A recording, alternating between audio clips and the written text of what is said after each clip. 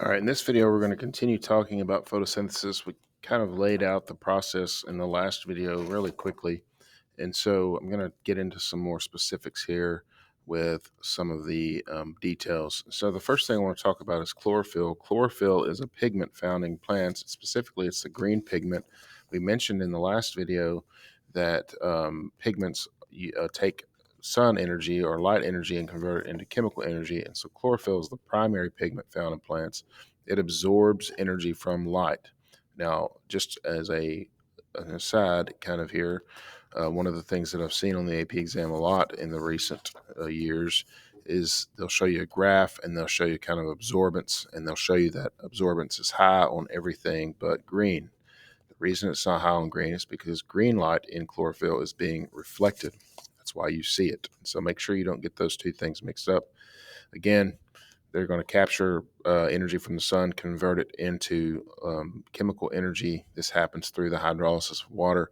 And I want to note here too that chlorophyll has this magnesium atom in its center, which has two valence electrons, and those two valence electrons are kind of what is feeding this whole process. Those electrons from water are going here and then going out into the electron transport chain. So you kind of have this. We talked about that kind of a reaction cascade or a chain of reaction or a reaction pathway where you have this series of small reactions that are occurring, and those electrons are then energized, or you can kind of see it here. So you have the electrons here, and that's what these little E minuses mean, and they're moving through this electron transport chain, this series of different protons that are accepting these reactions. Then it goes to PS1, which is photosystem 1, and then NADP plus is reduced and made into NADPH. When I say reduced, I just simply mean that it's addition of electrons. Think if you take two minuses on, what happens to your charge? Your charge is reduced. And so that's the way that you think about that. And these hydrogen ions are building up here, and they're going to create a concentration gradient, which we'll talk about in a moment. A little bit on photosystems 1 and 2. We'll note here that photosystem 2 comes before photosystem 1 in the process, just because science is silly sometimes. Photosystems are a group of pigments found on the thylakoid membrane. The hydrolysis of water here on photosystem 2, very important part of this. This is going to keep a constant supply of electrons moving into this reaction. And we talked about those two valence electrons with the magnesium. It keeps a constant flow of those. Without that, it wouldn't be able to happen. This kind of shows that here as well. You have chlorophyll here in the middle with the magnesium there, and it keeps those constant flows of electrons, and as they move through this place called the electron transport chain. And as they move through this electron transport chain, that energy transfer that's going on is going to allow the pumping of protons into the thylakoid membrane or through the thylakoid membrane into this inner space of the thylakoid.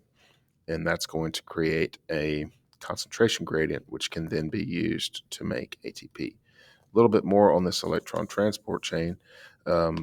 Basically, these electrons are going to be passed from protein to protein, what we call these oxidation reduction action reactions, because as a protein accepts an electron, it is reduced, and then as it passes that electron on, we call that oxidation. And so these redox reactions is what they're often called, oxidation reduction, allows an energy transfer, which creates this concentration gradient, which you can see here. So here's again this photosystem 2, photosystem 1. Water is hydrolyzed here, and constant stream of electrons moving through, picked up by NADP plus. And then notice what's building up in here. These protons are being pumped into this lumen, and these protons building up a concentration gradient, and then they're going to be diffused through ATP synthase, and that allows the creation of ATP. This is a passive process here. It's kind of like letting the air out of a balloon, but up here is an active process, and that energy is being used from these high energy electrons as they move through this system.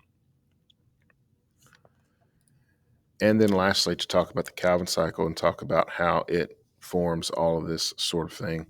And again, Calvin cycle steps and all that business is not going to be important. It's beyond the scope of this class. You just need to know that the products of this reaction, NADPH, ATP, are going to go over here and they're going to add their signature. They're going to add, ATP is going to stick a phosphate on, NADPH is going to stick two electrons on, and they're going to make this G3P molecule, which is then going to eventually become a glucose. G3P basically has three carbons, and you take two of those and you get a glucose. All right, and this all occurs because CO2 is being gathered from the environment. This process is called carbon fixation. Very important process, because without this we would not be able to use that carbon and we would not be able to get in energy.